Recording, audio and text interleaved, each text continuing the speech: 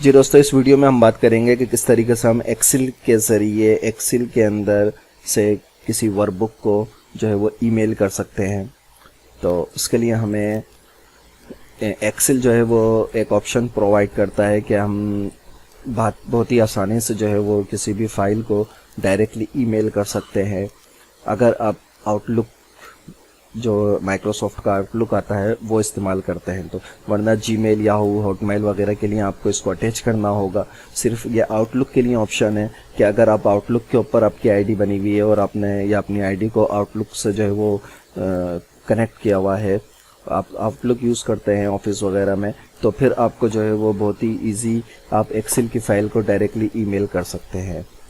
और अगर outlook use नहीं करते तो फिर आपको जीमेल वगैरह पे नॉर्मली जो है वो अटैच करनी पड़ेगी फ़ाइल।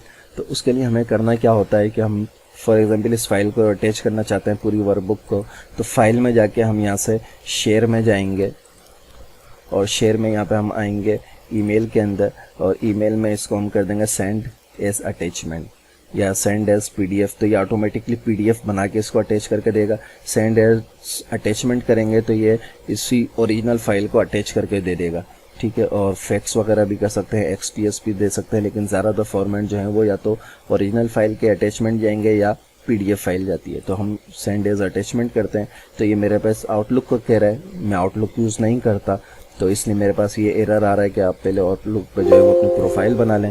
तो मुझे उसकी फ़ाइल नहीं बनानी, लेकिन अगर आप आउटलुक यूज़ करते हैं तो सिर्फ आपको यहाँ पे एक क्लिक करना है और ऑटोमेटिकली आउटलुक पे ये ओपन होकर खुल जाएगा, और वहाँ पे फिर आप जिसको ईमेल करना चाहते हैं वहाँ पे ईमेल एड्रेस देंगे और ये फ़ाइल ईमेल हो जाएगी।